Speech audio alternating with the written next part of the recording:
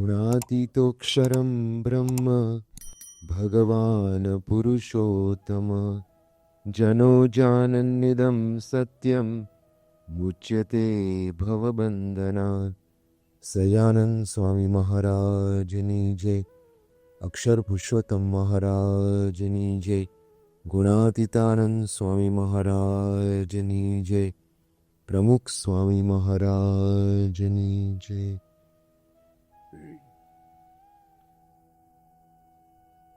મણિનગરની અંદર બહુ સુંદર અહીંયા સ્ટડી સર્કલનું આયોજન કરવામાં આવ્યું છે અને ગયા વખતથી જે પહેલી પ્રવચનમાળાની શરૂઆત કરી અને વાતો ઘણી બધી સાંભળી છે કે બધા બહુ મોટી સંખ્યાની અંદર યુવાનો બધા અહીંયા પધારે છે, એટલે ખરેખર બહુ આનંદ થાય એવો છે. કારણ કે જીવન જે બદલવાનું છે ને એ યુવાની અવસ્થાની અંદર જ બદલવાનું છે.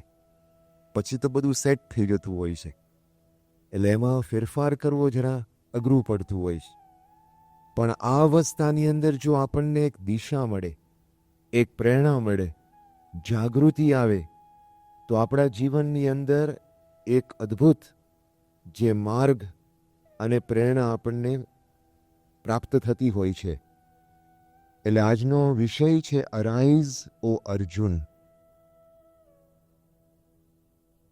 એક બહુ સારા અમેરિકન લેખકે પુસ્તક લખ્યું છે અરાઇઝ અર્જુન, અને એ લેખક અમેરિકન લેખક છે. એને પોતાએ હિન્દુ દીક્ષા પ્રાપ્ત કરી છે. મૂળ પોતે ક્રિશ્ચન હતા, પણ એને પોતાની હિન્દુ ધર્મ પ્રત્યે જબરજસ્ત આદર ઉત્પન્ન થયો અને સેમેટિક રિલિજન્સનો અભ્યાસ કર્યો. એને ક્રિશ્ચિયાનિટીનો પણ અભ્યાસ કર્યો. પણ એમને લાગ્યું કે આ હિન્દુ ધર્મ જો આ દુનિયાની અંદર એવો મહાન ધર્મ કોઈ નથી. અને એને પોતાએ એ આખો એ ધર્મ છે, હિન્દુ ધર્મ છે, સ્વીકાર્યું. એટલું નહીં, પણ એને પોતાએ આખી જેની પોતાની પ્રણાલિકા, રીત રિવાજ, પૂજાપાઠ, એ આખું હિન્દુ પ્રણાલિકા પ્રમાણે, અને એને જે અમુક પુસ્તકો લખ્યા છે, અદ્ભુત પુસ્તકો લખ્યા છે. એ લેખકનું નામ છે ડેવિડ ફ્રોલી. એનું ગુજરાતી નામ છે વામદેવ શાસ્ત્રી, એનું પોતાનું નામ. પણ એને જે બધા પુસ્તકો લખ્યા છે, અદ્ભુત પુસ્તકો, ભારતની મહાનતા, ભારતની વિશેષતા અને ભારતની જે સંસ્કૃતિ છે એ સર્વથી ઉત્કૃષ્ટ સંસ્કૃતિ છે, પ્રાચીન સંસ્કૃતિ છે, એના વિશેને બધા અદ્ભુત પુસ્તકો બધા લખ્યા છે. એમાંનું એક પુસ્તક છે અરાઇઝ અર્જુન, અને આજનો ટોપિક છે અરાઇઝ ઓ અર્જુન. એટલે આપણે અર્જુનને જરા સંબોધન કરીએ છીએ, અને એ અર્જુન છે ને આપણામાં જ બેઠા છે અંદર, એને આપણે જાગૃત કરવાના છે. તો આજે આપણે કંઈ પુસ્તકના આધારે વાત નથી કરવાના, પણ આપણા જીવનની અંદર જે અમુક મહત્વની વાતો છે, તો એ આપણે થોડીક જાગૃતિ મેળવવાનો આપણે પ્રયત્ન કરીશું. પહેલા પૂર્વ ભૂમિકાની અંદર તો અર્જુન છે તે કંઈ સામાન્ય યોદ્ધા નહોતો, અને મૂળ તો પાંડવો પણ બધા ભાઈઓ હતા, સામાન્ય યોદ્ધાઓ નહોતા, મહારથી અતિરથીઓ હતા બધા. અને પાંડવ ને કૌરવ બેની વચ્ચે ઘર્ષણ ચાલતું હતું. અને મૂળ એનું કારણ કે દુર્યોધન ને પાંડવો પ્રત્યે ઈર્ષ્યા અને ભીમ પ્રત્યે ઈર્ષ્યા. પછી તો બે આમ તો કઝિન બ્રધર્સ કહેવાય, બેનું રાજ્ય છે અડધું કરવામાં આવ્યું, પણ દુર્યોધનને મનમાં થયું કે આ લોકોનું રાજ્ય પણ આપણે મેળવી લઈએ. એટલે પછી જે પાસાની રમતથી શરૂઆત થઈ અને દ્યુત ખેલાયો. એમાં થોડુંક જરા શકુનીએ એવા બધા પાસા પાડ્યા. એની પાસે એવી શક્તિ હતી, અને યુધિષ્ઠિર હારી ગયા, બધા જ હારી ગયા. 12 વર્ષનો વનવાસ, 1 વર્ષ ગુપ્તવાસ એટલે અજ્ઞાતવાસ, અને એમ કરીને પછી એ ભોગવ્યા પછી યુધિષ્ઠિર પાછા આવે છે. ઇન્દ્રપ્રસ્થ એનું રાજ્ય કહેવાય. દુર્યોધનનું રાજ્ય છે હસ્તિનાપુરની અંદર. એટલે યુધિષ્ઠિર માગે છે, ભાઈ તું મારી જમીન પાછી આપી દે, મારો ભાગ. દુર્યોધન ના પાડે છે અને એ રીતે પછી ત્યાં આગળ યુદ્ધના ભણકારા શરૂ થાય છે. વિષ્ટિ કરવાનો પ્રયત્ન તો કર્યો જ, સમાધાન વૃત્તિ, કોમ્પ્રોમાઇઝ, કે ભાઈ 5 કામ આમશું તોય ચાલશે. પણ દુર્યોધન કહે છે કે 100 જેટલી અણી જે છે, 100ની અણી એટલી પણ જમીન નહીં મળે. અને પછી આ તો બધા સિંહ જેવા જ હતા 5 પાંડવો, અને નક્કી કર્યું ભાઈ યુદ્ધ કરવું છે. રણના મેદાનમાં ગયા, કુરુક્ષેત્રના મેદાનમાં આવી ગયા. અને એ યુદ્ધના નિયમો હતા, એ નિયમ પ્રમાણે લડવાનું, જેમ તેમ ના લડાય. અને નિયમ શું? તો જે પ્રકારના યોદ્ધા હોય એને એની સાથે જ લડવાનું. કેમ કે રથ ઉપર જે લડતો એને રથની સાથે જ લડવાનું. પછી પાયદળ, ફૂટ સોલ્જર્સ, તે લોકો એ સોલ્જર સાથે જ, ફૂટ સોલ્જર સાથે જ લડવાનું. હાથી ઉપર બેઠો એને હાથીવાળા સાથે જ લડવાનું, ક્રોસ લડવાનું નહીં. આ નિયમ. બીજું, કોઈ પણ નિશસ્ત્ર બની જાય, એની પાસે કદાચ શસ્ત્ર પડી ગયું તો એને તમે મારી ના શકો, આ નિયમ. કોઈ રણમાંથી ભાગતો હોય તો એને પણ ન મરાય, આ બીજો નિયમ. અને સાંજ પડે એટલે સૂર્યાસ્ત થાય એટલે પછી યુદ્ધ બંધ. આવા બધા નિયમો બધા. અને પછી તો આ નિયમોની જાહેરાત થઈ, 2 સેનાઓ આવી ગઈ. દુર્યોધન પાસે પણ બધા મહારથીઓ હતા, ભીષ્મ, દ્રોણ, કૃપાચાર્ય અને કર્ણ છે. આ બધા એક જયદ્રથ મહારથીઓ, શૈલ્ય. આ બાજુ યુધિષ્ઠિર પાસે તો ભીમ, અર્જુન, નકુલ, સહદેવ, ધૃષ્ટદ્યુમ્ન, સાત્યકી, આ બધા પણ મહાયોદ્ધાઓ હતા બધા. અને 2 જણા એકબીજાની એક સામે આવી ગયા કુરુક્ષેત્રની અંદર. અર્જુન કૃષ્ણને કહે છે કે જરા રથ આગળ લઈ જાઓ, મારે બધાને જોવા છે.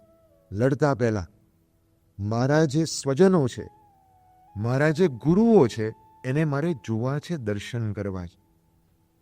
અને અર્જુન છે ત્યાં જાય છે, કૃષ્ણ લઈ જાય છે. અને જ્યાં ભીષ્મને જુએ છે, દ્રોણને જુએ છે, આ બધાને જુએ છે.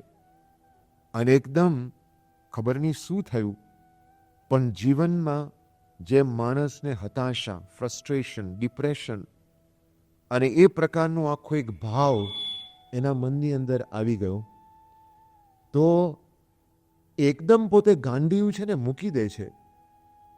અને એની પાસે આ ગાંડીવ છે અગ્નિ, એ અગ્નિદેવે ગાંડીવ આપેલું અને ભાથા 2 આપેલા અગ્નિદેવે, કે આ ભાથા છે ને ક્યારેય પણ આ બાણથી ક્યારેય છે ને છૂટા નહીં થાય, એટલે કેતા ખાલી નહીં થાય. અગ્નિદેવે છે ને રથ પણ આપેલા દિવ્ય અને ઘોડાઓ. હવે આ આટલું બધું સરસ એની પાસે સજ્જ થઈને આમ આવ્યો, હવે એને ક્યારેય ન લડવાનો વિચાર આવે?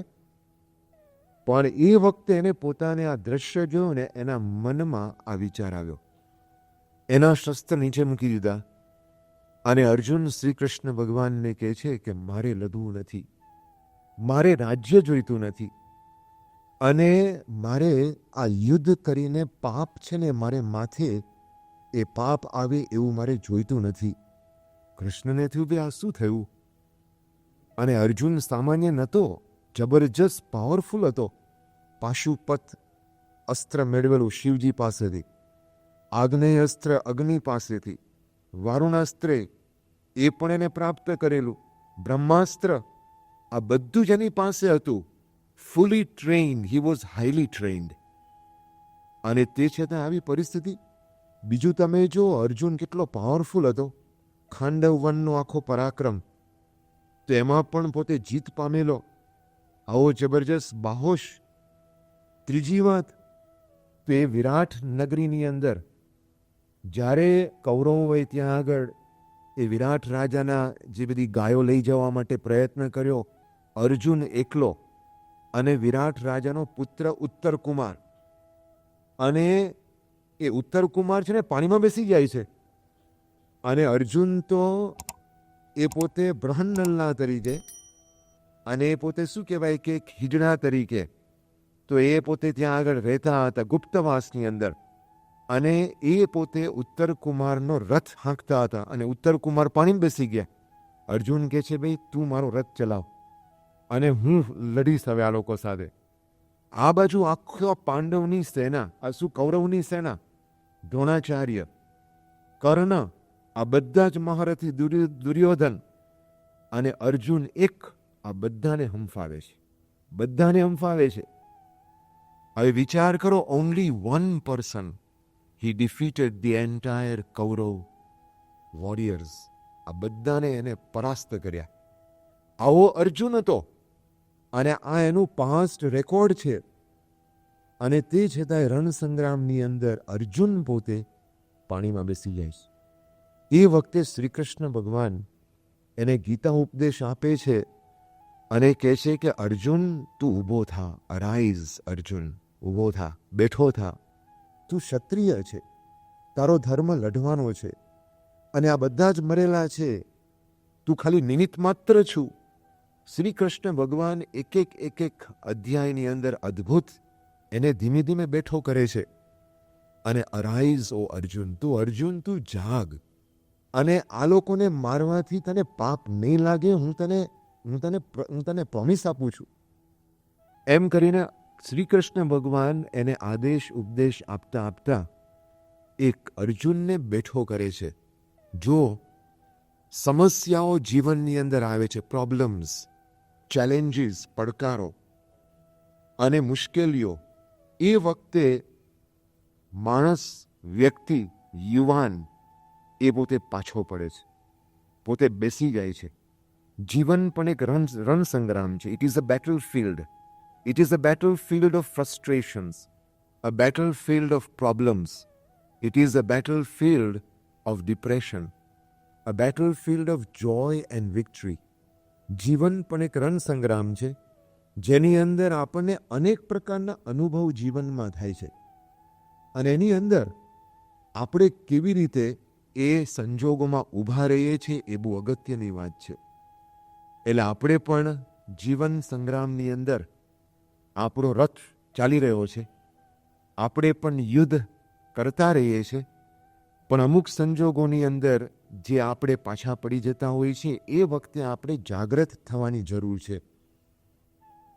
હવે જે પ્રશ્નો જીવનની અંદર આપણને ફેસ કરવા પડે છે, બે પ્રકારના પ્રશ્ન છે. એક તો વ્યક્તિગત પ્રશ્ન છે, અને બીજું સામાજિક પ્રશ્ન છે. સમસ્યાઓ બે પ્રકારની છે.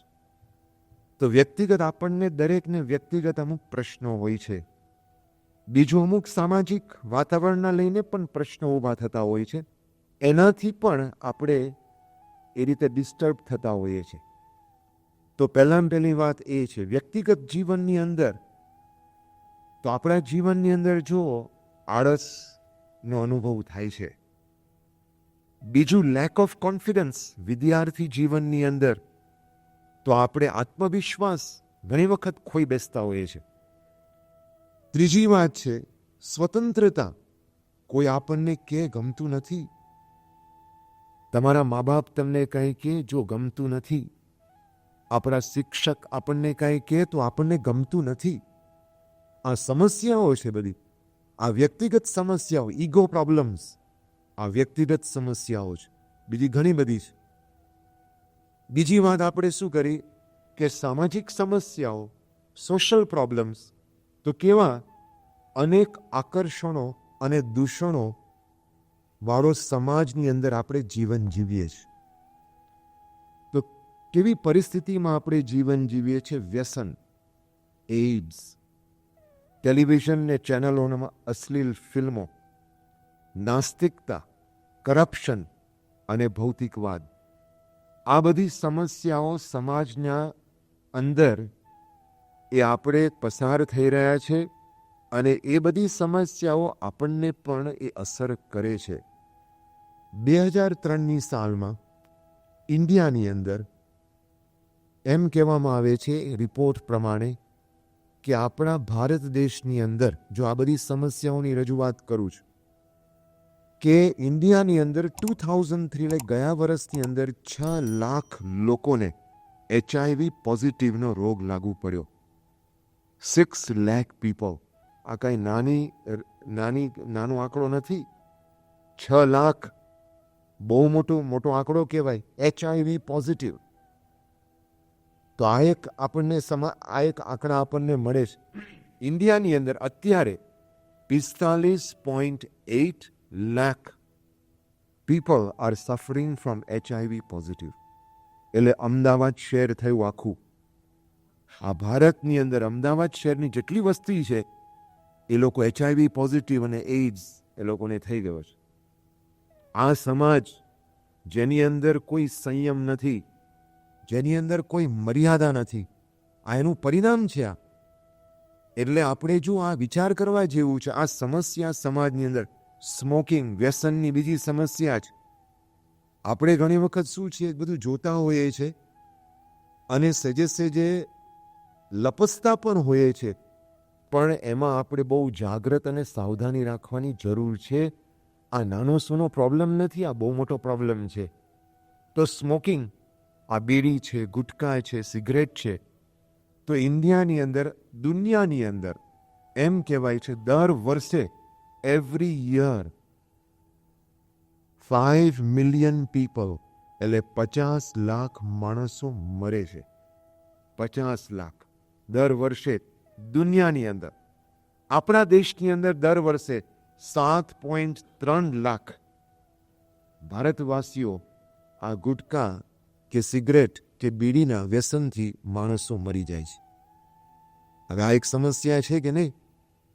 હું આગળ બધી વાત આવશે, પણ આ બધી સમસ્યાઓ એ આપણા જીવનની અંદર, એ આપણા સ્કૂલોની અંદર, કોલેજની અંદર, સમાજની અંદર એ આપણે જોઈ રહ્યા છે. એટલા માટે એમાં કંઈ બહુ આનંદ પામવાની વાત નથી, ગૌરવ પામવાની વાત નથી, અને કોઈક મિત્ર પીતો હોય તેનાથી કાંઈ બહુ અભિભૂત કે ઇમ્પ્રેસ થવાની પણ જરૂર નથી. એટલે આપણે પોતાએ આ એક વિચાર હોવો જોઈએ. તમે બીજી વાત જુઓ, થિયેટર, ટેલિવિઝન ચેનલો, અને એમાં ફિલ્મ્સ આવે છે, અને અશ્લીલ ફિલ્મો, જાતની બધી વાતો બધી આવે છે. એનું પરિણામ સમાજમાં શું આવે છે? અપહરણ વધી ગયા. તમે જોજો, કિડનેપિંગના પ્રસંગો વધી ગયા, ચોરીના પ્રસંગો, લૂંટફાટના પ્રસંગો, ગુંડાગીરી અને બળાત્કાર. આ રિસન્ટ હમણાં જ પ્રસંગ બન્યો. આખો સમાજની અંદર ચકચાર થઈ ગયો. આમ બરાબર આમ ભયંકર એની અસર થઈ ગઈ. આ એક પ્રસંગ બન્યો અને એના લઈને આપણામાં થોડીક જાગૃતિ તો આવી કે નહીં, કે હવે કંઈ જવાયું નથી, વિશ્વાસ રખાયો નથી. આજે આડેધડ રીતે આપણે બધા જે બારે સમાજની અંદર લોકો ફરતા હોય છે, પાર્ટીમાં જતા હોય છે, તો હવે જાગૃત થવાની જરૂર છે. You cannot trust everybody. અને એક જરા આવેશના પૂરની અંદર, એ પ્રેમના પૂરની અંદર એ વ્યક્તિ પોતે જ્યારે ખેંચાતો હોય છે, એનું પરિણામ શું આવ્યું આપણે સમાજની અંદર જોઈ રહ્યા છે. એટલા માટે એક અમેરિકન માણસે બહુ અદ્ભુત વાત કરી. એને વાત કરી, we live in an age of guided missiles but misguided men. પછી આગળ વાત કરે છે, થોડું ગુજરાતી કરીશું પણ લગભગ બધાને સમજાશે. We live in an age of guided missiles but misguided men. We produce the best of cars, the best of refrigerators, but the worst of humans. We have learned to fly in the air like a bird, swim in water like a fish, but we do not know how to walk like a sane human being on earth. આ પરિસ્થિતિ છે.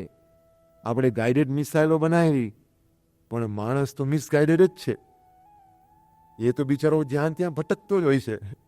એ missiles ને એ જગ્યાએ પડે, અને માણસ એ વાત કરે છે, we produce the best of cars. સારામાં સારી ગાડીઓ બનાવીએ છીએ, સારામાં સારા ફ્રીજ બનાવીએ છીએ, પણ માણસ ભયંકર પેદા કરીએ છીએ. માણસ કેમાં પેદા કરીએ છીએ? આવા માણસની બુદ્ધિથી. તો એ હવામાં ઉડતો થઈ ગયો, સમુદ્રમાં તરતો થઈ ગયો, પણ પૃથ્વી ઉપર ડગ માનતા આવડતું નથી. આવી પરિસ્થિતિ સમાજની અંદર સર્જાઈ છે.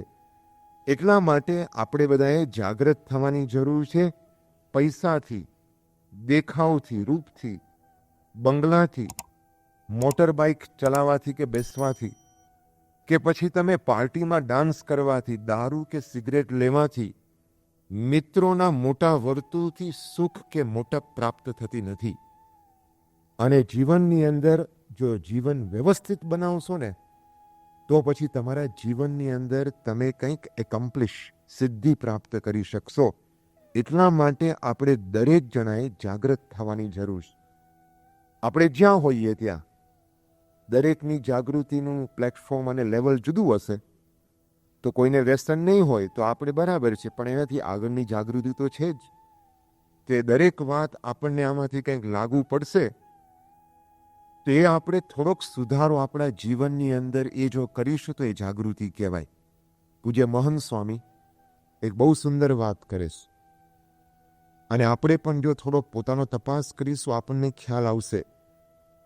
એ બહુ સરસ એ વાત કરે છે કે આપણા વિચારો કેવા છે. આપણા બધાના વિચારો કેવા છે? વાંકા ચૂકા છે, પછી ખરડાયેલા છે, કટાયેલા છે અને ઓફ ટ્રેક છે. હવે એ વિચારને સીધા કરવા, ટ્રેક ઉપર લાવવા, સાફ કરવા, વ્યવસ્થિત કરવા, એ બહુ મોટી વાત છે. હવે તમે જુઓ, આ દરેકને આપણને અનુભવ થાય છે કે આપણા વિચારો આપણા કંટ્રોલમાં નથી, ઓફ ટ્રેક જતા રહે. તમે સ્કૂટર ચલાવતા ને ઓચિંતાનું આમ તમે રોડની બહાર જતા રહો તો મુશ્કેલી થાય ને, તમને થાય, બીજાને થાય. એમ જો આ વિચાર, આ એક વિચાર જો મુશ્કેલી થઈ ને, આ છાપામાં જે રોજ આવે છે ને, આ એક પ્રસંગ આવો બન્યો અશોક પેલેસ હોટેલનો. આ એક વિચાર આવ્યો, શું પ્રશ્ન થયો? ઓફ ટ્રેક ગયો ને વિચાર, અને આવું એક ભયંકર કાર્ય થયું. તો તમે વિચાર કરો, માણસના વિચારો એ કેવા છે? કટાયેલા છે, વાંકા ચૂકા છે, રફ, પછી ખરડાયેલા છે. અને આ પ્રકારના વિચારો છે, ઓફ ટ્રેક છે, એને સીધા કરવા તો એ આપણી એક મુખ્ય જવાબદારી છે. એ જાગૃતિ આપણા જીવનમાં આવે ત્યારે આ વસ્તુ બની શકે. તો આપણે જાગવાનું છે. તો કઈ રીતે જાગવાનું છે? તો આપણા જીવનની અંદર આજે 3 મહત્વની વાતો તમારી આગળ રજૂ કરીશું. એક, જીવનમાં પુરુષાર્થ કરવાનો છે. બીજી વાત, જીવનમાં સંયમ લાવવાનો છે. અને ત્રીજી વાત, જે આપણો ધર્મ છે, હિન્દુ ધર્મ, આપણને જે ભગવાન પ્રત્યે જે શ્રદ્ધા છે, આજે 3 વાત ઉપર આપણે જાગવાનું છે. જાગૃતિ એટલે આમાં અઢાઈસો અર્જુન આપણને થાય કે ભાઈ અર્જુનને તો એ તો જાગી ગયા અને યુદ્ધ થઈ ગયું. હવે આપણે જાગવાનું છે. આપણે કંઈ તલવાર લઈને મંડવાનું નથી, પણ આપણે વ્યક્તિગત રીતે જાગવાનું છે. તો આ દ્રષ્ટિ આપણે કેળવવાની છે. તમે જુઓ પુરુષાર્થની પહેલામાં પહેલી વાત, તો પુરુષાર્થની અંદર તમે જુઓ આળસ, પછી ટાઈમ વેસ્ટિંગ, સમય કેટલો બગાડીએ છીએ આપણે. બીજું ડિસઓર્ગેનાઇઝડ જીવન, અસ્તવ્યસ્ત જીવન. આ ઘણું બધું છે. આપણે આપણા વ્યક્તિગત જીવનની અંદર આપણે ફેરફાર કરવાની જરૂર છે. અને તમે એક વિચાર કરો, આપણો સમય ક્યાં જાય છે? આપણને અભ્યાસમાં રસ પડતો નથી. આપણને આળસ છે ને સવાર કરી ગઈ છે, યાદ રહેતું નથી. એક્ઝામ આવે એટલે આપણને ભય ઉત્પન્ન થાય છે અને પરસેવો થવા લાગે છે, પ્રશ્ન થાય છે. આ બધી જ જો જીવનની અંદર એનું કારણ મૂળ શું છે? આપણે જીવનમાં પુરુષાર્થ કરતા નથી, વ્યવસ્થિત પુરુષાર્થ. અને સમય ક્યાં જાય છે? એક અમેરિકન પુસ્તકની અંદર બહુ સરસ વાત લખી છે. એને જીવનનો સરવાળો બતાવ્યો છે. માણસનું 70 વર્ષનું જીવન હોય, 70 years of life. A 70 years જીવન ક્યાં જાય છે? બહુ જ અદ્ભુત વાત કરી છે. એને વાત કરી કે 20 થી 24 વર્ષ ઊંઘવામાં જાય છે. એટલે 1/3 of your life it is spent in sleeping. આ ખબર નથી પડતી. જોજો, આપણે તો રાતના 11 વાગ્યા ગુરુ ગુરુ ગુરુ કરતા સૂઈ ગયા, એટલે નસકોરા બોલતા બોલતા પછી સવારે ઉઠીએ અને 8 કલાક પૂરા થયા, પણ જીવનનો સરવાળો 70 વર્ષના સરવાળામાં 25 years ઊંઘમાં જતા રહ્યો. ખબર પડે છે? આ સરવાળો છે જીવનની અંદર. તો બરાબર છે, અમુક વસ્તુ જરૂરની હોય છે, પણ વધારે તો ના ઊંઘો. આ 25 પછી 35 તો નહીં કરતા. તો આ આપણે આ જાગૃતિ જીવનની અંદર હોવી જોઈએ ને, ભાઈ ઊંઘો આવ્યો છે કે પછી મારે જીવનમાં આગળ વધવાનું છે. તો આ આપણે વિચાર હોવો જોઈએ. 15 વર્ષ કામકાજમાં જાય છે જેજી, 15 વર્ષ ટ્યુશનમાં જાય છે, શીખવાડવામાં જાય છે, નોકરી ધંધામાં જાય છે. આ વ્યવસાયની અંદર 15 વર્ષ 70 વર્ષના જીવનની અંદર જતા રહે છે. પછી આગળ જુઓ, ખાવા પીવામાં 6 વર્ષ. તમે સવારે નાસ્તો કરો, બપોરે જમો, સાંજે જમો, અને પછી જે બીજા એક્સ્ટ્રા ટાઈમ તમે જમો, 6 વર્ષ જમવામાં જાય છે ભાઈ. અરે વિચાર કરો, આ બધું લારીમાં આપણે આટા મારીએ છીએ અને થપકારિયા કરીએ છીએ, કાંકરિયામાં ભેળપૂરી, રાયપુરના ભજીયા, એટલે આપણે બધું ઠપકારિયા કરીએ, ફરકીનો આઈસ્ક્રીમ અને જાત જાતનું બધું હોય છે. 6 વર્ષ જાય છે. વિચાર કરો, જાગો, ક્યાં સમય જાય છે. તો બરાબર છે જમવું, પણ પછી ભાઈ અડધો કલાક તો ના કાઢો અને ટેસ્ટથી આમ બાદશાહની જેમ જમતા હોઈએ આપણે. 8 વર્ષ ફિલ્મ જોવામાં, ટેલિવિઝન જોવામાં અને ક્રિકેટની અંદર સ્પોર્ટ્સમાં 8 વર્ષ જાય છે. આ વિચાર કરવા જેવી વાત છે. આપણે વિદ્યાર્થી જીવનની અંદર એક નિષ્ફળતાનું કારણ આ છે, સ્પોર્ટ્સ અને ટેલિવિઝન. આપણો પુરુષાર્થનો ફોર્સ એ છે ને મારી નાખે છે. એટલે ભણવામાં રસ પડતો નથી. 8 વર્ષ 70 વર્ષના જીવનમાં આમાં પસાર થાય છે. પછી 5 મહિના આ બૂટની દોરી બાંધવામાં જાય છે અને ખોલવામાં જાય છે. 5 મહિના. તો વિચાર કરો, એ આવે છે આગળ. તો અમે જો વિચાર કરો, આ સમય ક્યાં જાય છે, આનો સરવાળો. અને બીજું, તમે આટા ફેરા કરો છો ને એક રૂમમાંથી બીજી રૂમમાં, અને બસ સ્ટેન્ડ આગળ રાહ જુઓ, બસની બીજાની રાહ જુઓ, તો એમાંય સમય જાય છે. તો એમાં કેટલો સમય જાય છે રાહ જોવામાં અને આટા ફેરામાં? 5 વર્ષ. 5 વર્ષ. વિચાર તો કરો યાર, આ બધા સરવાળા તો જુઓ. આપણને ખરેખર ચોંકાવી દેવું છે કે આ શું જીવન જીવીએ છીએ આપણે બધા, આ કેવું જીવન જીવીએ છીએ. પછી આગળ આવે છે telephone, mobile, SMS, hello hello, અને એમ કરીને આપણે મંડીએ છીએ ને બધા. 1 વર્ષ એમાં જાય છે ટેલિફોનની અંદર. એટલે ટેલિફોન કરવા ન કરવા એવું નથી, પણ વાત માપમાં રાખજો, બહુ ખોટો ટાઈમ બગાડો નહીં. પછી બીજી વાત આવે છે અરીસામાં, જે આપણે આમ જોઈએ છે ને રોજ, અને આમ ઉલાડીએ છીએ ને આમ, તો એમાં 70 દિવસ આ જીવનમાં, એટલે 2 મહિના 2.5 મહિના આ વાળ ઓળવામાં ફક્ત જાય છે. આ વિચાર કરો, આ સમય આપણે ક્યાં વેડફીએ. Save your time. Time is precious. Time is priceless. It is invaluable. Save your time. આપણે દરેકે પોતે જાગૃત એમાં થવાનું છે. મારો સમય ક્યાં બગડે છે? નાવામાં બગડે છે? શેમાં બગડે છે? અમુક તેને નાતા 1 કલાક થાય છે, બહાર નીકળે જાણે રાજકુંવર હોય એવી રીતે બહાર નીકળે પાછો. આમ તો ટુવાલ પહેરીને જ બહાર નીકળતો હોય, મુગટ પહેરીને નથી નીકળતો. પણ એનો સમય ક્યાં જાય છે આપણે વિચાર કરવાની જરૂર છે. એટલા માટે જીવનની અંદર પુરુષાર્થ, આપણો પુરુષાર્થ ખોટો આમાં જાય છે. એટલે જેમાં પુરુષાર્થ કરવાનો છે અભ્યાસની અંદર, જીવનને વ્યવસ્થિત બનાવવાની અંદર, એ પુરુષાર્થ આપણે કરી શકતા નથી. અને તમે દ્રષ્ટાંત જો, Abraham Lincoln, he was the 16th president of the United States of America. આ છોકરો, એ સામાન્ય ગરીબ છોકરો, એક સુથારી નહીં, પણ ઓલો શું કહેવાય એને, બાહુદ્દીન શું હતો, કઠિયારો. એના બાપુજી પોતે એ વનની અંદર લાકડા કાપે અને જીવન એ પોતે ચલાવતા, એ એના બાપુજી.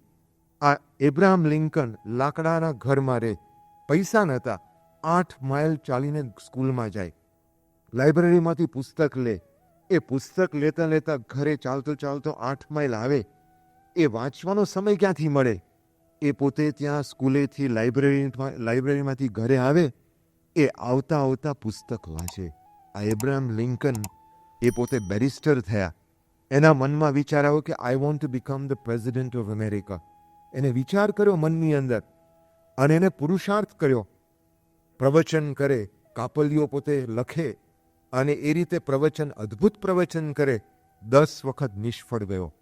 પ્રેસિડેન્શિયલ ઇલેક્શનની અંદર એ તબક્કા વાઇઝ પણ 10 વખત નિષ્ફળ ગયો. 11મી વખત he was successful. અને he became the finest president of America.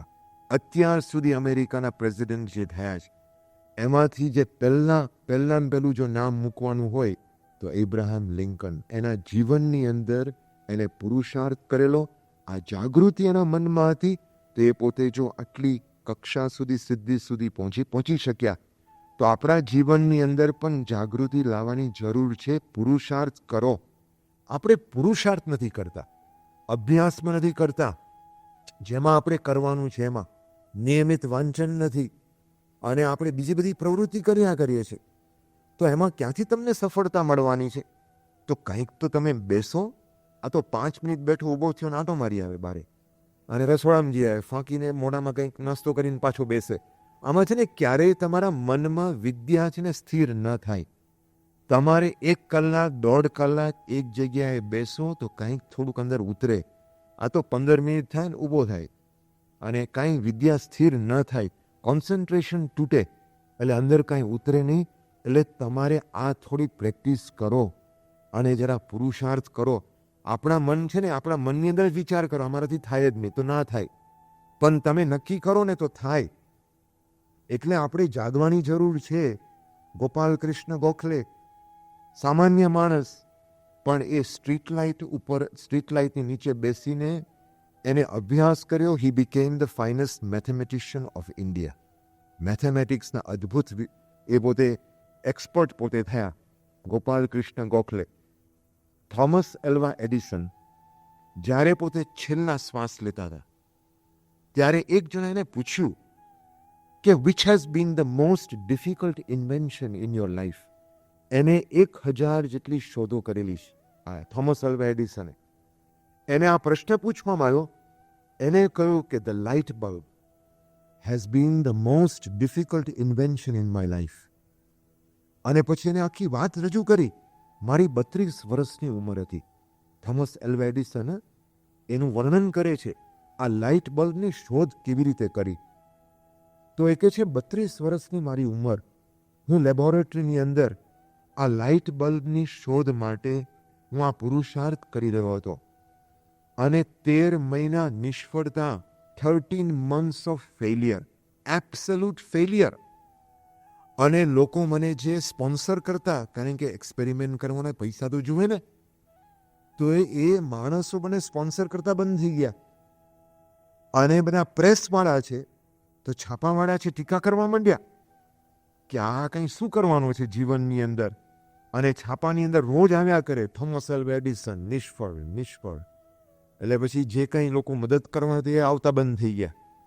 અને આ માણસ કે છે આવી મારી પરિસ્થિતિ એ કે એક વખત મેં એ જે આ તમે જો લાઇટ બલ્બમાં ફિલામેન્ટ આવે છે, અંદર એક વાયર આવે છે, મહત્વનું તો એ છે ટંગસ્ટનનો વાયર આવે છે, ટંગસ્ટન. અને એને વાત કરી કે મારે આટલું જ તૈયાર કરવાનું હતું. અને એમાં એક દિવસ પછી આ 13 મહિના નિષ્ફળતા, હું લેબોરેટરીમાં બેઠો અને આજે આપણે કેમ દીવો આપણે પ્રગટાવીએ ને, દીવો એમાં મેશ નીકળે છે, મેશ કાળું. તો એને એ જે મેશ કહેવાય ને અને ટાર એટલે ડામર, એ બેનું મિક્સચર કર્યું. પછી એને એક ફિલામેન્ટ બનાવવાનો પ્રયત્ન કર્યો. દોરો લીધો, દોરી આવે ને એ દોરીનો ગોટો લીધો અને પછી મોલ્ડમાં મૂકવાનું, મોલ્ડમાં દોરી મૂકવાની અને એને કોટિંગ કરવાનું. શેનાથી? આ મેશથી અને ડામરથી કોટિંગ કરવાનું. હવે એને એક ખાલી આટલો દોરો તૈયાર કરવામાં 5 કલાક થાય. કેટલા? 5 hours, 5 કલાક. અને બિચારો પ્રયત્ન કરે, જ્યાં પોતે મોલ્ડમાંથી કાઢે, કારણ કે બહુ નાજુક કહેવાય, આ દોરો બહુ નાજુક, અને જ્યાં તૈયાર થાય, જ્યાં કાઢવા જાય ને તૂટી જાય.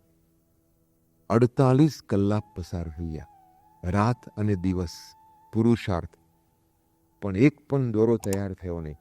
48 કલાક પછી એને એક દોરો તૈયાર થયો, બહારે કાઢ્યો, અને પોતે એ જ્યાં પોતે લે છે, બહારે કાઢે છે, તૂટી ગયો દોરો. ફરી 5 કલાક ફરી દોરો કાઢે છે, એ અંદર ઓલી વેક્યુમ ટ્યુબમાં નાખવા જાય છે, અને વેક્યુમ ટ્યુબને જ્યાં અડે છે ને દોરો તૂટી જાય છે. ફરી 5 કલાક ડિસમિસ પડે છે, દોરો તૂટી ગયો. 48 કલાક પછી એક દોરો તૈયાર થયો. એ દોરો વેક્યુમ ટ્યુબની અંદર ગોઠવાયો, અને આ થોમસ આલ્વા એડિસન સ્વિચ પાડે છે અને લાઇટ થાય છે. 48 કલાક એ સૂતો નથી, પુરુષાર્થ. અને બીજા 45 કલાક એક પણ મટકું ભર્યા વગર લાઇટ જ્યાં સુધી બત્તી, જ્યાં સુધી એ રીતે પ્રજ્વલિત રહી, ત્યાં સુધી એ 45 કલાક સુધી જાગ્યો. અને 45 કલાક પછી ઓલું જે અંદર ટંગસ્ટનનું કે જેલું દોરો હતો ને એ ઓગળી ગયો, લાઇટ બંધ થઈ ગઈ. આ થોમસ આલ્વા એડિસન વાત કરી, this had been my most difficult invention, the light bulb. વિચાર કરો, 4 દિવસ અને 4 રાત પુરુષાર્થ કર્યો, એને મહેનત કરી. આપણે ભલે લાઇટ બલ્બની શોધ ના કરીએ, પણ તમે એસએસસીમાં તો સારા માર્ક્સ લાવો, તમારી જે વાર્ષિક કે પછી જે પરીક્ષા હોય એમાં તો કંઈક જાગો, એમાં તો પુરુષાર્થ કરો. તો પુરુષાર્થ જો એનું પરિણામ સિદ્ધિ છે જ, તો આમાં આપણે જાગવાની જરૂર છે. આપણે કેવું વાંચન કરીએ છીએ બધા? તમે દરેક પોતાની જાતને પ્રશ્ન પૂછો, આપણું કોન્સન્ટ્રેશન કેવું છે, આપણો પુરુષાર્થ કેવો છે? તો આ it is a big question mark. તો સામે પરિણામ પણ એવું જ આવે ને. પછી તમે કહો પેપર બહુ હાર્ડ હતું, તો પેપર ક્યારેય હાર્ડ નથી હોતું. તમે વાંચ્યું નથી, you never find your own fault, it is your fault. પછી શું કહે છે અમુક વિદ્યાર્થીઓ કે સ્વામી આ 12મા ધોરણની પરીક્ષાનું પેપર આવ્યું, પણ પેપરની બહારે પૂછાયું. અરે મૂર્ખ, આ કંઈ બહારથી કોઈ પૂછાતું હોય ને, તે મહેનત કરી નથી એટલે તને લાગ્યું કે બહારથી પૂછાયું, અને ક્યારેય બહારેથી પૂછાતું જ નથી. એટલે આ વાતની અંદર કોઈ તથ્ય જ નથી. There is no truth in what you are saying. The only truth is that you have not put any efforts inside. તમે પુરુષાર્થ નથી કર્યો. તો માણસ પુરુષાર્થ કરે તેનું પરિણામ આવે કે ના આવે જ. અને તમને ન આવડે ને તો આવડવા મળશે. આ 100%ની વાત છે. તમે પુનરાવર્તન કરો, આવડશે. તમને અઘરું લાગતું હશે, તમને આવડવા મળશે. પણ તમે મહેનત કરો, અને મહેનતનું પરિણામ તમને 100% મળશે. એટલે જાગવાની જરૂર છે. મેડામ ક્યુરી, આ રેડિયમ જુઓ છો ને તમે, તમારા ઘડિયાળમાં રેડિયમ લગાડ્યું છે, કાંટા દેખાય ને તોય જાગતા નથી પાછા. આપણે ઘડિયાળમાં હોય ને એલાર્મ નાખ્યું હોય ને પછી રાત્રે આમ દેખાય, ઓહ 5 વાગ્યા, હજુ વાર છે, સૂઈ જાઓ, ઊંઘી જાય પાછો. એ રેડિયમની શોધ કોને કરી? મેડામ ક્યુરી અને પિયર ક્યુરી, ફ્રાન્સના વૈજ્ઞાનિકો. એ લોકોનો એની મહેનત શું હતી? 8 ટન, આ માટી છે ને, આ માટી, એ 8 ટન માટી, અને નાની લેબોરેટરી, અને એમાં ડિસ્ટિલેશન પ્રોસેસ, ડિસ્ટિલેશન બધા સમજે છે, એટલે શું કહેવાય, શુદ્ધિકરણનો પ્રોસેસ હોય છે. અને એ 8 વર્ષ સુધી, વિચાર કરો, 8 ટન. અને તમને ખાલી, આ તો કેવી કલ્પના છે, તમને એમ કહેવામાં આવે કે તમે સોય લો, સોય, અને સોય લઈને આને ઉલેચવાનું, આમ અને આમ લઈને આમ નાખવાનું, તો શું થાય? આ બધી માટી ભેગી થઈ છે ને, તેમ તમને લાગે ને ક્યારે પચશે, શું થશે, ચાલ્યા જાય ને આપણે. એવી પરિસ્થિતિ હતી. 8 ટન, 8 વર્ષ. અને રેડિયમ કેટલું આવ્યું ખબર છે? અત્યારે લીલા શાકભાજી બહુ મળે છે, અને લીલા વટાણા બહુ અત્યારે સિઝન છે. અને લીલા વટાણા હોય ને એના 2 ફાળિયા હોય છે, 2 ભાગ હોય છે.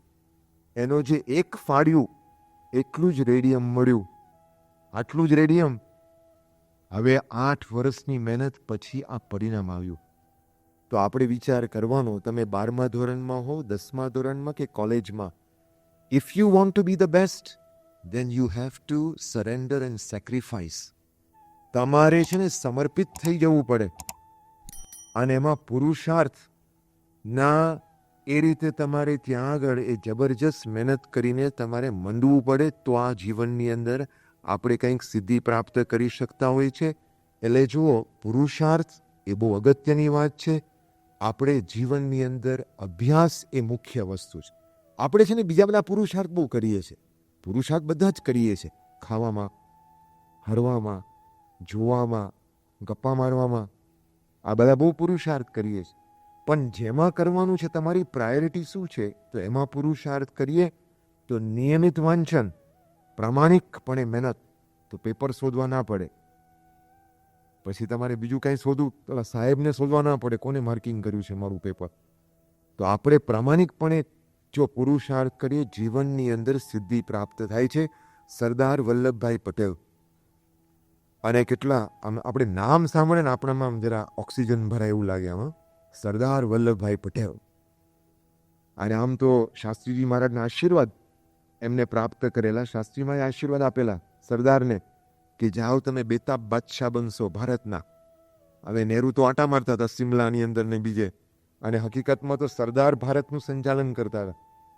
પણ એ સરદાર છે ને, why was he called the iron man of India? Why the iron man of India? લોખંડી પુરુષ. તેનું એનું જીવન વ્યવસ્થિત હતું, અને એ પોતે બેરિસ્ટરનો વિશેષ અભ્યાસ કરવા માટે ઇંગ્લેન્ડ ગયા.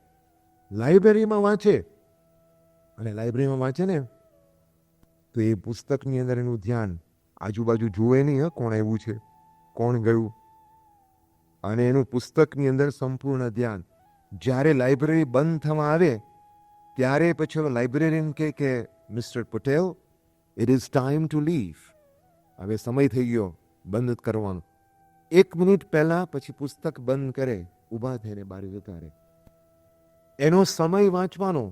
ઓલો લાઇબ્રેરિયન છે ને, એની લાઇબ્રેરીનું ઘડિયાળ બંધ થઈ જાય ને, તો સરદાર છે ને 8 વાગે એનું પહેલું પગથિયું એ લાઇબ્રેરીના અંદર એનું પગલું પડે. ઓલો લાઇબ્રેરિયન પોતાની લાઇબ્રેરીનું ઘડિયાળ સરદારના આગમનથી એ ઘડિયાળ મેળવે. કેટલો પરફેક્ટ માણસ કહેવાય. આ જીવનની અંદર જો આગળ પામવું હોય તો તમારે જીવનના દરેક પાસાઓનો વિચાર કરવો પડે, તમારા સમયનો વિચાર કરવો પડે, અને બધી જ રીતે આપણે પુરુષાર્થ કરીએ તો આપણે જીવનની અંદર આગળ વધી શકીએ છીએ. આ જાગૃતિ આપણા જીવનની અંદર લાવવાની છે, અને તો આપણે જીવન વ્યવસ્થિત આપણે બનાવી શકીએ. આ ભારતને આપણે આગળ મહાન આપણે બનાવી શકીએ એમ છે આ જાગૃતિ લાવવાથી. બીજી વાત જાગૃતિની અંદર તો સંયમ. બીજો વિષય શું છે? સંયમ. તે સંયમની અંદર પણ તો આપણે જોઈએ છે, ભગવાન સ્વામિનારાયણ તો વાત કરી છે કે આપણે ઇન્દ્રિયોનો આહાર શુદ્ધ રાખવો. આપણે જોઈએ છીએ, આપણે સાંભળીએ છીએ, આપણે ખાઈએ છીએ, આપણે સ્પર્શ કરીએ છીએ, અને જે આ 5 ઇન્દ્રિયો દ્વારા જે પણ કાંઈ આપણે મેળવીએ છીએ એમાં સંયમ હોવો જોઈએ. કારણ કે આ ઇન્દ્રિયો એક સાધન છે, અને જીવનની અંદર આગળ લઈ જવા માટે સાધન છે. તો એને આપણે સંયમ હોય તો આપણે આગળનું કાર્ય જે આપણે જીવનમાં કરવાનું છે એમાં મદદરૂપ થાય છે. એટલે સંયમ છે તો ડિસિપ્લિન છે, બહુ અગત્યની વાત છે. તો આ જે વાત છે તો એમાં શું આપણે ધ્યાન રાખવાનું? બહારનું, બજારનું, હોટેલનું, ખાવા પીવાનું, party, disco, 31st of December, CG road, SG road, આ બધું આપણે સમાચારો સાંભળીએ ને બધા, ઓહો શું બધા લોકો નાચતા હતા ને ગાતા હતા ને જેમ તેમ બધું કરતા હતા, ને આપણને મન થઈ જાય કે આપણે રહી ગયા, બધા રહી ગયા. આપણને એમાં થાય છે રહી ગયા.